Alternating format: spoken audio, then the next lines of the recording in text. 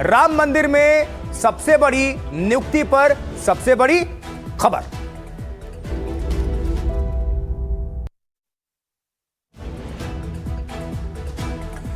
यह कहावत अक्सर कही जाती है कि जो दूध का जला हो वो छाछ भी फूंक फूंक कर पीता है। तो राम मंदिर के चढ़ावा चोरी मामले में हाथ जला चुका राम मंदिर ट्रस्ट अब पहले सीईओ की नियुक्ति में ज्यादा सतर्क दिख रहा है और इसका खास ध्यान रखा जा रहा है कि पहला सीईओ एकदम क्लीन बैकग्राउंड का हो, उस पर भ्रष्टाचार के या फिर अनियमितताओं के कोई भी दाग धब्बे ना लगे हों, कोई भी आरोप ना लगे हों। सीईओ के लिए और क्या क्या देखा जा रहा है और क्यों मंदिर ट्रस्ट इतना चौकन्ना है, कचहरी में इसकी फाइल खोलते हैं।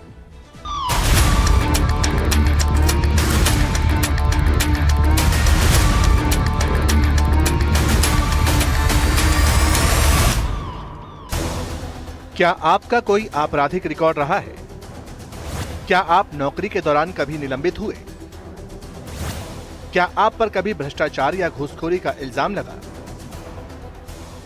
ऐसे सवाल किसी भी इंटरव्यू में पूछे जा सकते हैं, लेकिन इस बार जिस इंटरव्यू के लिए ये सवाल खास पैमाना बने हैं, वो इंटरव्यू भी बेहद खास है।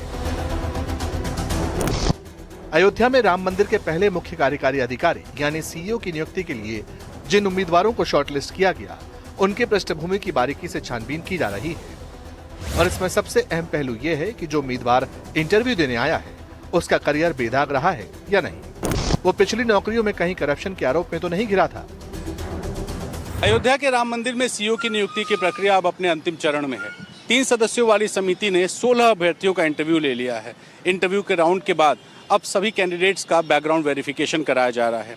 जिन 3 नामों का चयन हुआ है, बैकग्राउंड वेरिफिकेशन में अगर वो पाक साफ निकलते हैं तो उन 3 लोगों का नाम ट्रस्ट को भेज दिया जाएगा और ट्रस्ट उन 3 में से किसी एक का चयन करेगा। लेकिन जिन 3 लोगों का नाम चयन में होने के बाद भी अगर उनका बैकग्राउंड अच्छा नहीं निकलता है तो उन नामों को हटा करके उसके बाद जो दावेदार होंगे उनको शामिल किया जा सकता है। यानी कि जो भी सीईओ बनेगा उसका बैकग्राउंड भी पाक साफ हो, इसके लिए बैकग्राउंड वेरिफिकेशन का काम किया जा रहा है। राम मंदिर के लिए पहले सीईओ का करप्शन टेस्ट इसलिए भी हो रहा है क्योंकि चढ़ावा चोरी के मामले में दूध का जला राम मंदिर ट्रस्ट अब छाछ भी फूंक फूंक कर पी रहा है। वो करप्शन का ही मामला था जिसने मंदिर ट्रस्ट की खासी फजीहत कराई, इसीलिए ट्रस्ट अब कोई जोखिम उठाने के मूड में नहीं है। इसीलिए बैकग्राउंड वेरिफिकेशन की प्रक्रिया 1 हफ्ते के भीतर पूरी करके चयनित नाम ट्रस्ट को सौंप दिए जाएंगे। हालांकि जिस तौर तरीके से सीईओ का चयन किया जा रहा है, वो प्रक्रिया अयोध्या से समाजवादी पार्टी के सांसद अवधेश प्रसाद को बहुत नागवार गुजरी है। चयन प्रक्रिया और चयन में पूछे गए सवालात साक्षात्कार में वो संविधान के प्रेम्बिल के अगेंस्ट है, तो उसकी प्रेम्बिल की जो आत्मा है, संविधान की जो आत्मा है, उसके खिलाफ इस तरह के इंटरव्यू पूछे जा रहे हैं, वो जो राष्ट्रहित में नहीं, सुप्रीम कोर्ट के द्वारा नामित होना चाहिए। वैसे राम मंदिर ट्रस्ट के सीईओ पद के लिए कुल 5200 से ज्यादा आवेदन आए थे, जिनकी स्क्रीनिंग के बाद 18 उम्मीदवारों को इंटरव्यू के लिए शॉर्टलिस्ट किया गया। इनमें से फाइनल 3 नामों का एक पैनल बनेगा और फिर किसी एक नाम पर मुहर लगेगी। लेकिन यूपी कांग्रेस के अध्यक्ष अजय राय का कहना है कि राम मंदिर में सीईओ नहीं, धर्माचार्य की नियुक्ति होनी चाहिए। सीईओ क्या कमाई का जरिया बना रखा है भगवान राम के मंदिर को? यहाँ धर्माचार्य की नियुक्ति होनी चाहिए। जो धर्म से जुड़े लोग हैं उनको बैठाना चाहिए। यहाँ कमाई का जरिया बंद करें ये भाजपा आरएसएस के लोग। ये धर्म की नगरी, यहाँ धर्माचार्य को बसाएं, ये हम सबकी मांग है। अयोध्या वासियों की भी यही मांग है। चंपत राय बंसल और उसमें अनिल मिश्रा, गोविंद देवगिरी जो कोषाध्यक्ष हैं, और उसमें जो गोपाल राव जो पैसा चोरी करके यहाँ से ले गए हैं, सब पूरे देश के अंदर आरएसएस के खाते में जाके पैसा डाला, इन लोगों पर कार्रवाई होनी चाहिए। इनको गिरफ्तार करके तुरंत जेल भेजना चाहिए। विपक्ष राम मंदिर में चढ़ावा चोरी के मुद्दे को चुनाव तक खींचने की जुगत में वो इसे बीजेपी के खिलाफ बड़े हथियार के तौर पर देख रहा है। लेकिन यूपी के सीएम योगी आदित्यनाथ इसे समूचे सनातन धर्म के खिलाफ आक्रमण के तौर पर पेश कर रहे हैं। अयोध्या धाम पर निशाना साध करके इसी बहाने केवल अयोध्या को नहीं, केवल राम जन्मभूमि को नहीं, सनातन धर्म फिर से एक बार विधर्मियों की निशाने पर है।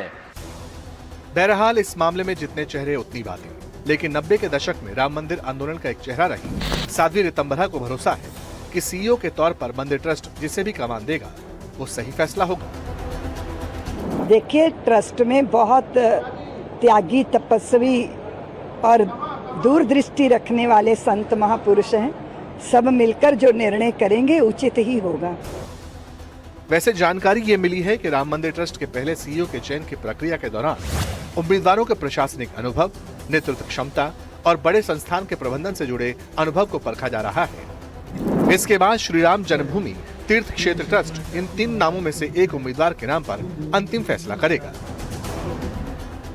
इस बीच श्री राम जन्मभूमि के मंदिर में सेवा और व्यवस्था में एक अहम बदलाव होने जा रहा है। कल यानी 15 अगस्त 2026 से राम मंदिर में अर्चकों यानी पुजारियों के ड्रेस कोड में बदलाव किया जा रहा है।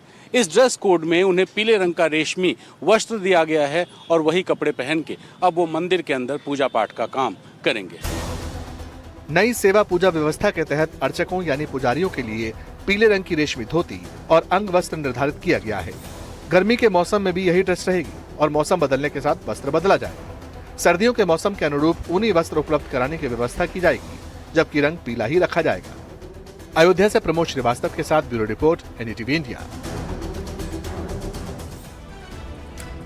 वहीं इस बीच चुनावी चौसर बिछते ही उत्तर प्रदेश में आधी आबादी को साधने के लिए बड़ा सियासी दांव चल दिया गया है। चर्चा है कि बीजेपी सरकार महिलाओं के लिए 20 से 50 हजार रुपए की महायोजना ला सकती है, तो दूसरी तरफ अखिलेश यादव ने 40 हजार रुपए देने का दांव खेल दिया है।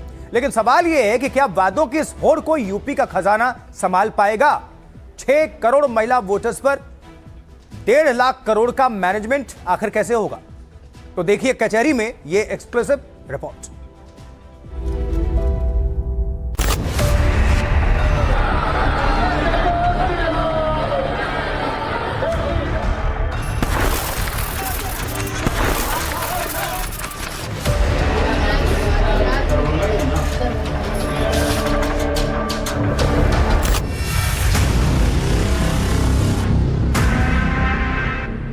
चुनावी मौसम हो और आधी आबादी यानी महिला वोटरों का जिक्र ना हो, ऐसा तो अब भारतीय राजनीति में मुमकिन ही नहीं दिखता।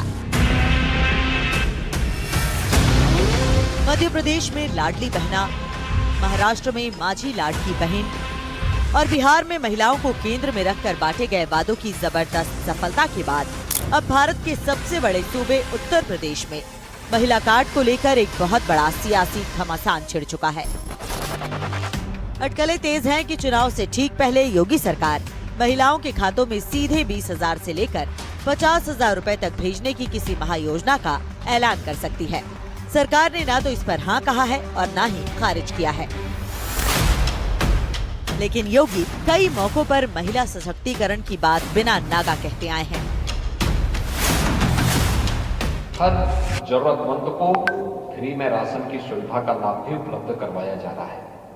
यह सरकार की वे स्कीम है जिससे सर्वाधिक महिलाएं प्रभावित होती हैं। अगर परिवार में कुछ नहीं है तो सबसे ज्यादा कष्ट तो महिला को झेलना पड़ता है, क्योंकि बच्चे भूखे रह जाएंगे, परिवार के लोग भूखे रह जाएंगे, इसलिए उसको सबसे ज्यादा कष्ट होता है। और इसलिए उसकी इस जरूरत को ध्यान में रख करके सरकार ने जो कार्यक्रम आगे बढ़ाए, इसका लाभ भी, इसका केंद्र बिंदु भी महिला सुरक्षा थी, महिला सम्मान था, उनका स्वावलंबन था। पीएम विश्वकर्मा की योजना, यह भी महिलाओं के और परंपरागत हस्तशिल्पी और कारीगरों के स्वावलंबन के साथ जुड़ा हुआ था। लेकिन चुनावी चौसर बिछते ही विपक्ष के सबसे बड़े चेहरे समाजवादी पार्टी के मुखिया अखिलेश यादव ने मोर्चा खोल दिया है। अखिलेश यादव का दावा है कि बीजेपी चुनाव जीतने के लिए पाप की कमाई का सहारा ले रही है, जिसे धर्मभीरू महिलाएं कभी स्वीकार नहीं करेंगी। और लगे हाथ अखिलेश ने अपना बड़ा दांव भी खेल दिया। वादा कर दिया कि सपा सरकार बनते ही महिलाओं को सालाना 40,000 रुपए दिए जाएंगे। बीजेपी अब महिलाओं को पैसे देगी, किस्तों में देगी, चुनाव के समय देगी, वोट पड़ने से पहले देगी, और चुनाव आयोग किसकी तरह मुंह बया खड़ा रहेगा ये मुझे कहने की जरूरत नहीं है। चुनाव आयोग जो धज्जियां उड़ेंगी तमाम उन व्यवस्थाओं की कि चुनाव आयोग में जब आचार संहिता लागू हो जाती है तो कोई भी तरीके का प्रलोभन नहीं दिया जा सकता। लेकिन चुनाव आयोग मूक बकीर बन जाएगा, धृतराष्ट्र बन जाएगा। वैसे जो पैसा आप दोगे वो ज्यादातर पीडीए के लोगों को दोगे। लेकिन सवाल यह है कि क्या वादों का ये पिटारा यूपी के खजाने पर ऐसा बोझ डालेगा जिसे झेलना राज्य की अर्थव्यवस्था के लिए मुमकिन ही नहीं। 6 करोड़ महिला वोटरों को सहेजने के लिए 60,000 करोड़ से लेकर 1.5 लाख करोड़ रुपए कहां से आएंगे? क्या यूपी में भी बीजेपी को एमपी, महाराष्ट्र और बिहार वाले कैश ट्रांसफर फॉर्मूले का ही सहारा है?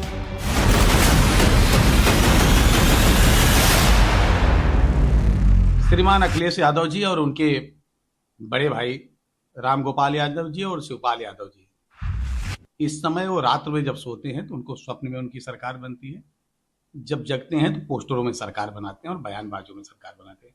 अभी तो कल वो जो है गृह मंत्री घोषित कर रहे थे। श्रीमान अखिलेश यादव जी को, राम गोपाल जी को, शिवपाल यादव जी को बैठ के पूरे अपने मंत्रिमंडल की घोषणा कर देनी चाहिए। इस तरह से मुझे लगता है मुंगेरी लाल के हसीन सपने समाजवादी पार्टी और उनको नेताओं को देखना बंद करना चाहिए।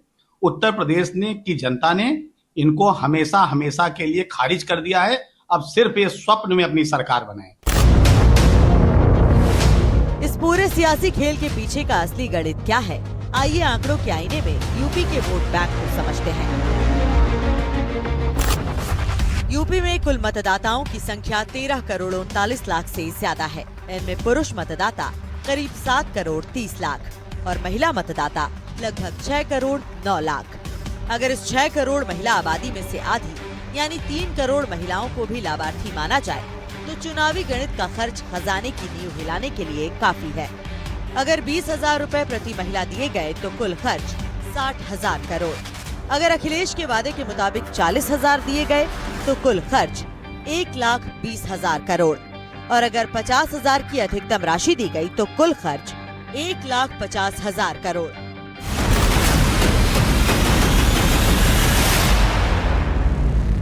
बिहार में जो योजना आई थी उसमें बाद में उन महिलाओं से पैसा वापस वसूल किया गया। कई लोगों पे मुकदमे हुए, कई थाना कचहरी हुआ। तो सरकार की ऐसी क्या मजबूरी है कि वो चुनाव जीतने के बाद ही दूसरी किस्त देगी? स्वरोजगार देना है महिलाओं को तो पिछले 10 साल से सरकार है, पहले से ही दे देते, हर साल दे देते तो पिछले 10 साल में अब तक 5 लाख रुपया पर महिला को मिल गया होता। क्यों नहीं दिया 10 साल तक योगी जी ने? सवाल यह है कि क्या उत्तर प्रदेश की अर्थव्यवस्था इतने भारी भरकम बोझ को संभालने की स्थिति में है? वित्तीय वर्ष 2026-27 के आंकड़ों पर नजर डालें तो यूपी का कुल बजट 9,72,000 करोड़ रुपयों का है। इनमें मूल बजट 9,12,000 करोड़ और अनुपूरक बजट के 59,000 करोड़ शामिल हैं। अगर राज्य सरकार के बही खाते को देखें तो कुल आमदनी 8,48,233 crore, revenue surplus 64,458 crore, fiscal deficit 1,18,481 crore है।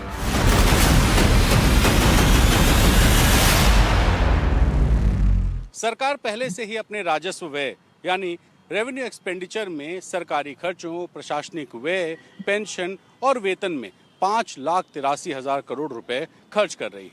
वहीं कैपिटल एक्सपेंडिचर 1.78 लाख करोड़ और पुरानी देनदारियों का कर्ज चुकाने में 62,000 करोड़ जा रहा है। बात अगर करें चालू वित्तीय वर्ष में राज्य के महिला और बाल कल्याण विभाग के कुल बजट की तो इसकी मात्रा 15,662 करोड़ रुपए है। ऐसे में इस बजट में 60,000 करोड़ से लेकर 1.5 लाख करोड़ रुपए का इंतजाम करना किसी भी सरकार के लिए आसान काम नहीं है। तो क्या इन पैसों का इंतजाम किसी समुद्र को लांघने जैसा होगा? इतिहास गवाह है कि राज्य सरकारों ने बड़े फैसले लेने के लिए बजट की सीमाओं को लांघा है। साल 2017 में योगी सरकार ने अपनी पहली ही कैबिनेट बैठक में 36,000 करोड़ रुपए की कर्ज माफी का ऐतिहासिक फैसला लिया था। इसके अलावा 2017 से अब तक गन्ना किसानों को 2 लाख करोड़ से ज्यादा का रिकॉर्ड भुगतान किया जा चुका है। अगर सरकार को इस योजना को धरातल पर उतारना ही पड़े तो सरकार सभी 6 करोड़ महिलाओं के बजाय सिर्फ गरीबी रेखा से नीचे यानी कि बीपीएल में रहने वाली महिलाओं या स्वयं सहायता समूहों से जुड़ी महिलाओं को चुनकर संख्या आधी या 1/3 कर सकती है। या फिर राज्य सरकार अकेले ये बोझ उठाने के बजाय केंद्र सरकार के साथ संयुक्त योजनाओं का सहारा ले सकती है। लेकिन सवाल वही है, मध्य प्रदेश में लाडली बहना, महाराष्ट्र में लाडकी बहन और बिहार में महिलाओं के सीधे बैंक ट्रांसफर के जादुई चुनावी नतीजों को देखते हुए क्या बीजेपी यूपी में भी इसी कैश ट्रांसफर फॉर्मूले को अपनी आखिरी संजीवनी मान रही है? क्या मुफ्त राशन, पक्के मकान और पेंशन की योजनाओं के ऊपर से डायरेक्ट कैश का ये दांव यूपी के पूरे चुनावी समीकरण को पलट कर रख देगा? जवाब जल्द पता चलेगा। रणवीर सिंह के साथ ब्यूरो रिपोर्ट, एनडीटीवी।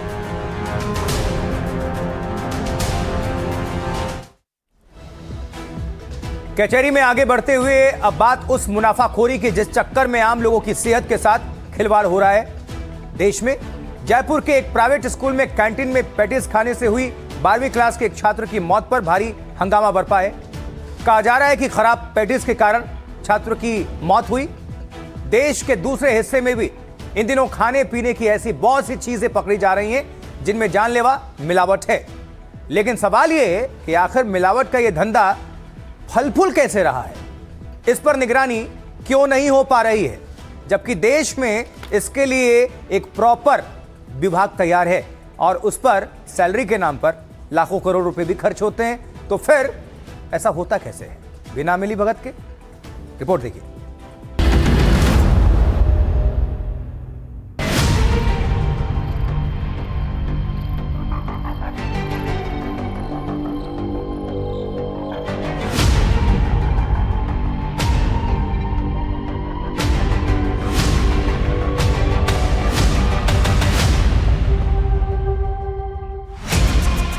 जगह अलग अलग, राज्य अलग अलग, लेकिन तस्वीर लगभग एक जैसी।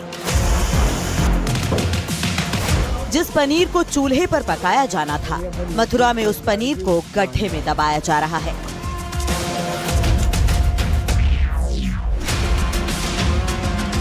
यूपी के गाजियाबाद में तो पनीर और खोया में केमिकल मिला पाया गया। गुजरात के भावनगर में हॉस्टल में छात्र छात्राओं के ढोकले में सिगरेट मिली तो दाल चावल में कीड़े पाए गए।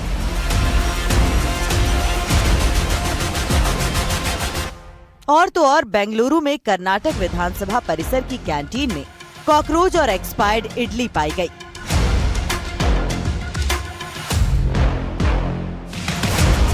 हो सकता है कि आपका ये खाना खाने का वक्त हो और ऐसे समय में ऐसा सुनना या देखना आपको अच्छा नहीं लग रहा होगा, लेकिन ये तस्वीरें आपको देखनी जरूरी है क्योंकि ये आपकी सेहत से जुड़ा मामला है। बाजार में पैसा देकर आप जो खाने पीने की चीजें खरीद रहे हैं, यकीन मानिए आप अनजाने में खुद के लिए जहर खरीद कर ला रहे हैं। और इस जहर का ये नेटवर्क छोटे शहरों या कस्बों में मौजूद नहीं है, बल्कि बड़े शहरों में बड़े ब्रांड भी आपकी सेहत को नुकसान पहुंचा रहे हैं। Maharashtra food and drug administration यानी एफडीए ने डोमिनोज के 4 आउटलेट्स के फूड बिजनेस लाइसेंस सस्पेंड कर दिए। इनमें 3 आउटलेट्स मुंबई में और एक सतारा के कराड में है। ये एक्शन खाद्य सुरक्षा और साफ सफाई से जुड़ी कई कमियां पाए जाने के बाद लिया गया।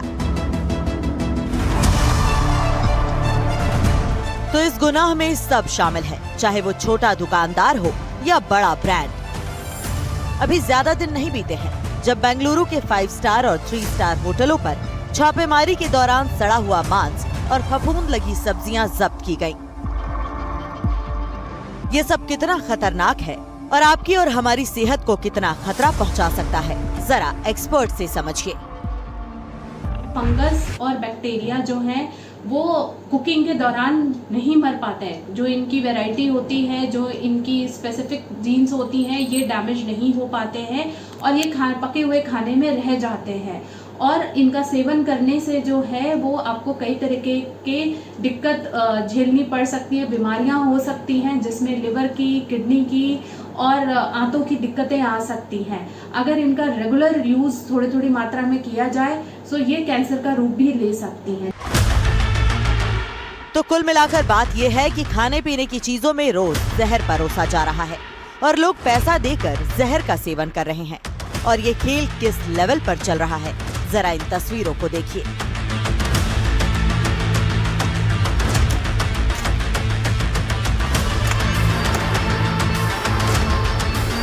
ये मथुरा के कोसी कला इलाके की तस्वीरें हैं, जहां प्रशासन ने पनीर बनाने वाली एक यूनिट पर छापा मारा तो यहां से करीब 1500 किलोग्राम दूषित पनीर और लगभग 3000 लीटर खराब दूध नष्ट कराया गया। अब जरा ये तस्वीरें देखिए। ये यूपी के गाजियाबाद के भोजपुर इलाके की तस्वीरें हैं। यहाँ 3 डेयरियों में 1038 किलो पनीर और खोया नष्ट किया गया। और पता है क्यों? क्योंकि यहाँ पनीर और खोया केमिकल मिलाकर बनाया जा रहा था।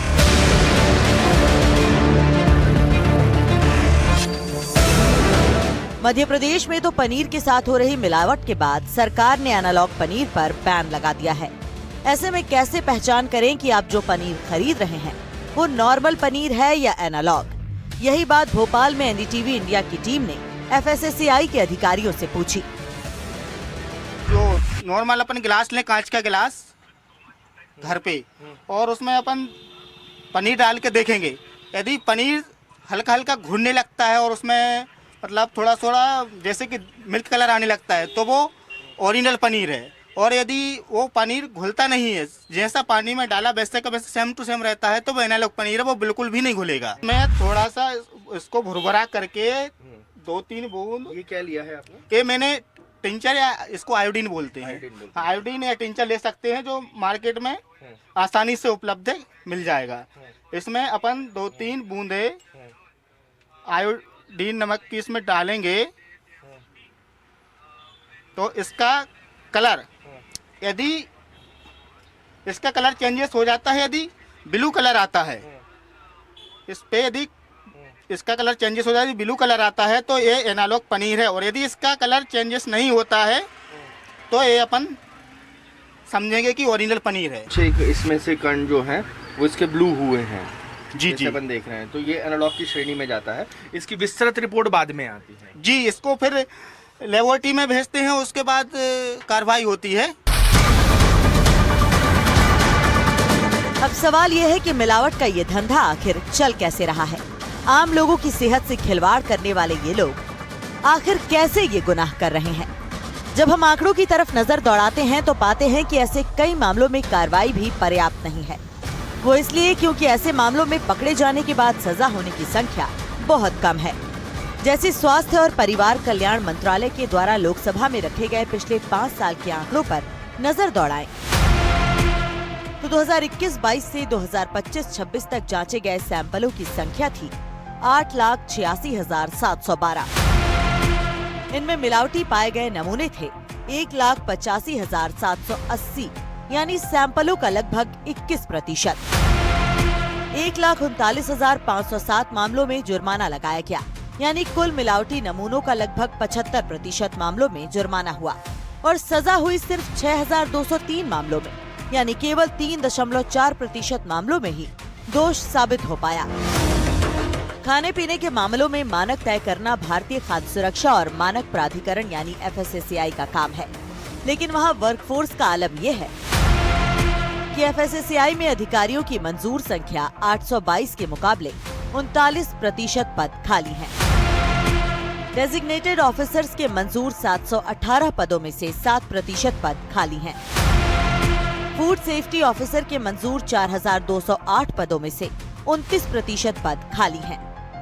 ऐसे में सवाल ये आता है कि क्या एफएसएसएआई अपनी ड्यूटी ठीक ढंग से निभा पा रहा है या नहीं? देखिए, एफएसआई के पास एब्सोल्युटली पूरा ट्रैकिंग प्रॉपर सिस्टम है, राइट, जिससे कंसाइनमेंट की ट्रैकिंग होना, उसका डिस्पैच होना, हर चीज पे ध्यान दिया जाता है। पर मेरा मानना है कि इंपोर्ट फूड पे भी और ज्यादा रेगुलेशंस लगनी चाहिए ताकि कंज्यूमर तक एक राइट फूड जाए। और इंपोर्टेड फूड पे तो एब्सोल्युटली बहुत स्ट्रॉन्ग चेक होना चाहिए, क्योंकि उसकी राइट एक्सपायरी डेट होनी चाहिए उसका राइट मैन्युफैक्चरिंग कहां से होना चाहिए, ताकि जब भी कंज्यूमर कुछ कंज्यूम कर रहा है या अपने बच्चे को उस विश्वास से उसको दे रहा है तो उसमें हेल्थ कॉम्प्रोमाइज ना हो। और मैं बार बार बात कर रही हूँ, हेल्थ कॉम्प्रोमाइज नहीं होनी चाहिए। राइट, एफएसआई को और रेगुलेशंस को बढ़ाना चाहिए ताकि आजकल जो लेबलिंग चेंजेस हो रहे हैं उस पे इलीगल तरीके से एक्सपायरी डेट हटाई जा रही है, तो उस पे एक सख्त कानून बनना चाहिए। तो सवाल सिर्फ ये नहीं कि आपको खाने पीने की चीजों में क्या परोसा जा रहा है, सवाल ये है कि जो परोसा जा रहा है उसकी कितनी परतों पर निगरानी गायब है। मिलावट पकड़ी जा रही है, रेस्टोरेंट्स पर छापे पड़ रहे हैं, बड़े बड़े ब्रांड्स पर कार्रवाई हो रही है, लेकिन आंकड़े बता रहे हैं कि मिलावट के मुकाबले सजा कितनी कम है। यानी मिलावट करने वालों को ये भरोसा है कि पकड़े जाने का खतरा कम है और सजा का डर उससे भी कम, और यही भरोसा इस पूरे खेल को जिंदा रखता है।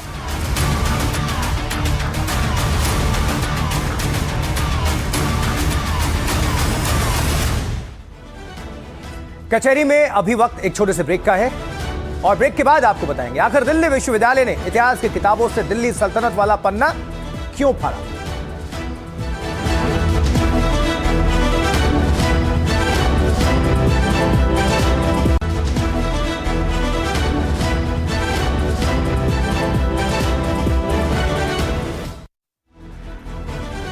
कचहरी में ब्रेक के बाद आगे बढ़ते हैं एनडीटीवी इंडिया पर। मैं आपके साथ आशुतोष चतुर्वेदी। देखिए, आप क्या खाते हैं, आपकी थाली में शाकाहारी भोजन है या मांसाहारी? क्या अब यह तय करेगा कि आप सपनों के शहर मुंबई में अपने लिए घर खरीद सकते हैं या नहीं? साउथ मुंबई के तारदेव में एक फ्लैट के विज्ञापन ने इस पर बड़ा विवाद खड़ा किया है। शर्त रखी गई है कि सिर्फ शाकाहारी लोगों को मिलेगा फ्लैट। हालांकि ऐसा बहुत लोग कहते भी हैं। एमएनएस ने इसका विरोध किया। अब सवाल है कि आखिर खाने की आदतों पर घर का अधिकार तय करने की यह सिस्टम कौन चला रहा है?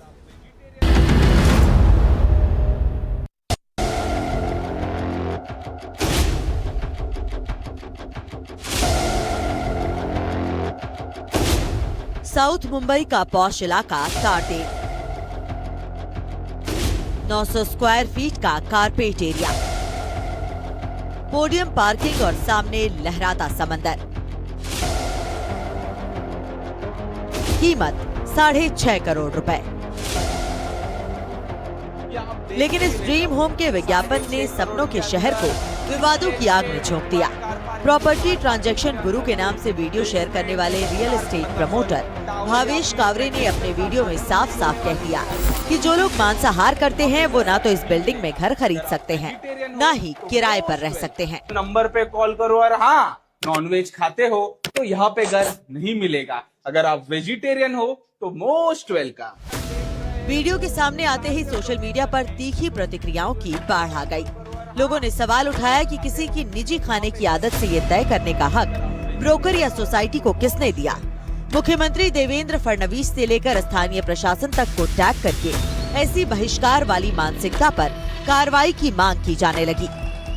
ये बिल्डिंग जो है वो ही कहीं ना कहीं एक विवाद का विषय बनी हुई है, और खास करके जो इस बिल्डिंग के अंदर फ्लैट है जिसको लेकर के पूरा विवाद खड़ा हुआ। भावेश कावरे करके एस्टेट एजेंट ने सोशल मीडिया पर रील बनाई कि यहाँ पर एक तरीके से जो फ्लैट है वो सिर्फ वेजिटेरियंस को ही दिया जाएगा। हर बिल्डिंग के नीचे ये जो कुछ मंदिर वगैरह जो डेरासर वगैरह बनाने का जो फंडा लोगों ने अपनाया है, और उसके बाद जो है कि वेजिटेरियन और नॉन वेजिटेरियन, ये बहुत ही गलत है, क्योंकि ये मुंबई जो है वो कोली बांधव की है। अगर कोली बांधव अगर मासेमारी करते थे, इसलिए ये मुंबई अभी ये बेट जो है वो खड़ा हुआ है। आज मुंबई से महाराष्ट्र अलग करना है क्या आपको? आज गुजराती होने दो, कोई भी जाति धर्म का होने दो, आज वो सब लोग महाराष्ट्र के एक भाग है। और खाना संविधान ने हमें अधिकार दिया है ना। डॉक्टर बाबा साहेब आम्बेडकर ने जो अधिकार सबको दिया है खाने का, वो मांसाहार हो या शाकाहार हो, वो इस देश में कर सकता है। ये तो बहुत दुखद घटना है एक्चुअली। ऐसा नहीं होना चाहिए, क्योंकि सालों सालों से मुंबई में सब प्रांत के, सब जात के, सब भाईचारे से रह रहे हैं, और आज तक ऐसा कभी नहीं हुआ था कि यहाँ पे शाकाहारी रहना चाहिए, यहाँ पे मांसाहारी रहना चाहिए। ये नया ट्रेंड चालू हो गया है, और ये गए मेरे ख्याल से कम ये पिछले 5-6 साल से ये चालू हो गया है, तो ये बहुत गलत चीज़ है और कुछ लोग ये चीज़ को और बढ़ावा दे रहे हैं, ये बहुत दुख की बात है। इस विवादित विज्ञापन के सामने आते ही महाराष्ट्र नवनिर्माण सेना यानी मनसे ने आक्रामक रुख अपना लिया। मनसे कार्यकर्ताओं ने प्रमोटर के दफ्तर का घेराव किया और अनोखे और तीखे विरोध के तहत दफ्तर के बाहर मुर्गियों के पैरों यानी चिकन लेग्स का हार बनाकर टांग दिया।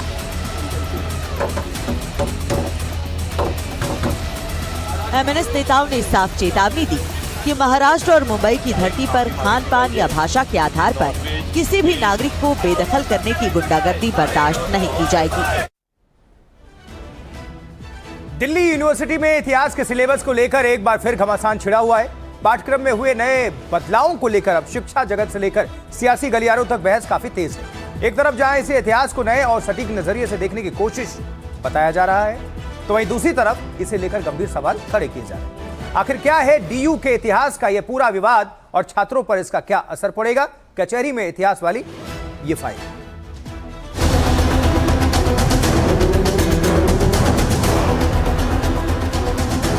इतिहास अतीत की केवल एक कहानी भर नहीं होता, बल्कि ये भविष्य की नींव तय करता है। लेकिन जब जब इतिहास की किताबों, पन्नों और सिलेबस पर कलम चलती है, तब तब शिक्षा के गलियारों से लेकर देश के सियासी गलियारों तक भूचाल आ जाता है। दिल्ली यूनिवर्सिटी के हिस्ट्री डिपार्टमेंट की ओर से 7 अगस्त को नई अधिसूचना जारी की गई। इसके मुताबिक पोस्ट ग्रेजुएट हिस्ट्री के तीसरे सेमेस्टर से दिल्ली सल्तनत से जुड़ा पेपर हटा दिया गया। ये पेपर 13वीं और 14वीं सदी के मध्यकालीन भारत में सत्ता के ताने बाने, सियासी संरचनाओं और उस दौर के सामाजिक और सांस्कृतिक विकास को गहराई से समझाता था। इतना ही नहीं, सल्तनत काल के पतन और मुगल काल के उभार के बीच की कड़ी माने जाने वाला paper history of north India 1400-1550 भी हटा दिया गया है। इसके अलावा कुछ दूसरे प्रस्तावित पाठ्यक्रम भी अंतिम सिलेबस का हिस्सा नहीं है। इस पूरे मामले में सबसे बड़ा सवाल ये है कि जब अंडर ग्रेजुएट लेवल पर दिल्ली सल्तनत का सर्वे कोर्स मौजूद है, तो पीजी लेवल से इसे हटाने पर विवाद क्यों? एमए हिस्ट्री सिलेबस के मामले में कोट अनकोट एक्सपर्ट या तथाकथित ओवरसाइट कमेटी में अपनी पसंद के कुछ चिन्हित लोगों को शामिल करना बेहद चिंताजनक है। इसके अलावा ऐसी कमेटी का काम सिर्फ यह देखना होता है कि बनाया गया syllabus post graduate curriculum framework की जरूरतों को पूरा करता है या नहीं। लेकिन इस मामले में कमेटी ने एक तरफा तौर पर कई पेपर को पूरी तरह हटाने की सिफारिश की है, जिनमें से कुछ एमए कोर्स में लंबे समय से पढ़ाए जाने वाले पेपर थे। कमेटी की सिफारिशों के पीछे की वजह एकेडमिक नहीं बल्कि साफ तौर पर राजनीतिक लगती है। इतिहास के प्रोफेसर्स का तर्क है कि यूजी और पीजी के पेपर्स की तुलना नहीं हो सकती। यूजी का पेपर एक सामान्य परिचय यानी सर्वे देता है, जबकि पोस्ट ग्रेजुएशन का पेपर शोध उन्मुख यानी स्पेशलाइज्ड थीमेटिक स्टडी होता है। रिकॉर्ड्स बताते हैं कि दिल्ली यूनिवर्सिटी ने इतिहास के तीसरे सेमेस्टर के लिए 38 डीएससी का प्रस्ताव पारित किया था, लेकिन 7 अगस्त को जो नोटिफिकेशन जारी हुआ उसमें केवल 16 पेपर को मंजूरी दी गई और बाकी बचे हुए पेपर को अंडर डिस्कशन के ठंडे बस्ते में डाल दिया गया। हालांकि शिक्षा और अकादमिक बदलाव का यह मुद्दा अब पूरी तरह सियासी अखाड़ा भी बन चुका है। एक तरफ जहां कांग्रेस और विपक्षी दल इसे शिक्षा के भगवाकरण और इतिहास को मिटाने की कोशिश बताते हैं, तो वहीं बीजेपी का कहना है कि औपनिवेशिक और आक्रांताओं के इतिहास के बाहर निकलकर भारत के वास्तविक इतिहास को सामने लाने का समय आ चुका है। इतिहास मिटाया नहीं जा सकता, इतिहास इतिहास होता है, और अगर कोई चाहे कि उसको हटा देगा तो उससे क्या फायदा होगा? जो इतिहास है उसे आप ढक नहीं सकते, इतिहास से सबक ले सकते हैं। तो अगर सिलेबस में था तो था। न्यू एजुकेशन पॉलिसी के तहत इन्होंने एक रिफॉर्म किया है। न्यू एजुकेशन पॉलिसी बीजेपी की है, सिर्फ बीजेपी और बीजेपी। ये काम तो कांग्रेस को वोट के खातिर ये काम किया। हमारी पीढ़ियों को उन्होंने अकबर बाबर हुमायूं छोड़ करके तो कुछ पढ़ाया नहीं। चाहिए तो ये कि दिल्ली यूनिवर्सिटी में चैप्टर हटाया गया है।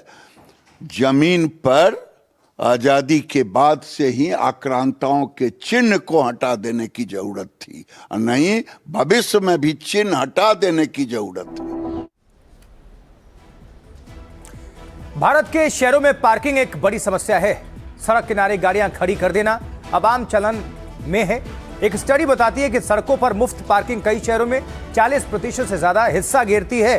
इससे निपटने के लिए बेंगलुरु में एक ऐसा प्लान बनाया गया है जो कार वालों की जेब पर भारी पड़ सकता है। सवाल यह है कि क्या ज्यादा पैसे वसूल कर शहरों की पार्किंग समस्या का हल हो जाएगा?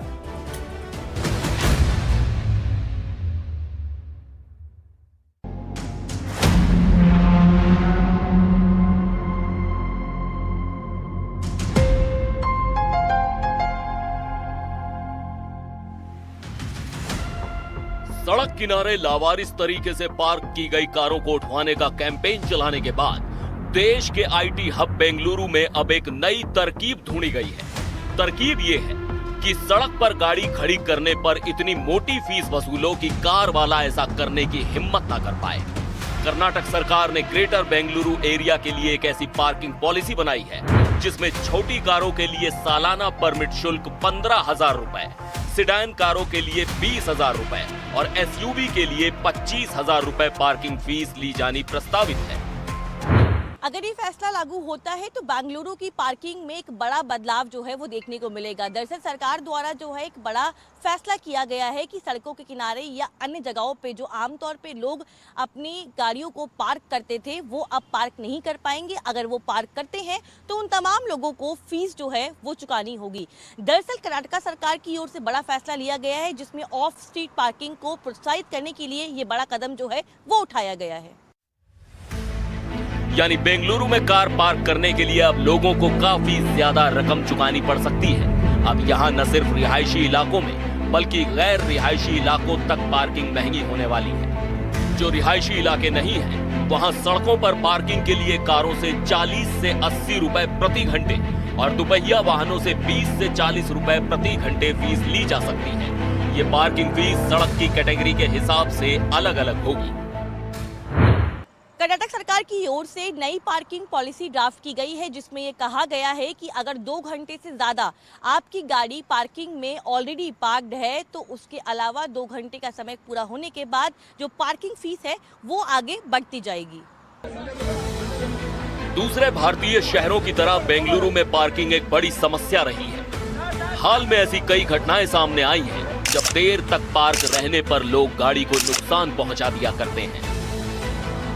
Centre for science and environment यानी CSE की एक स्टडी के मुताबिक एक कार साल में औसतन सिर्फ 400 घंटे चलती है, यानी सिर्फ 5% समय ही चलती है, जबकि 8,360 घंटे कार खड़ी रहती है, यानी साल में 95% समय खड़ी रहती है।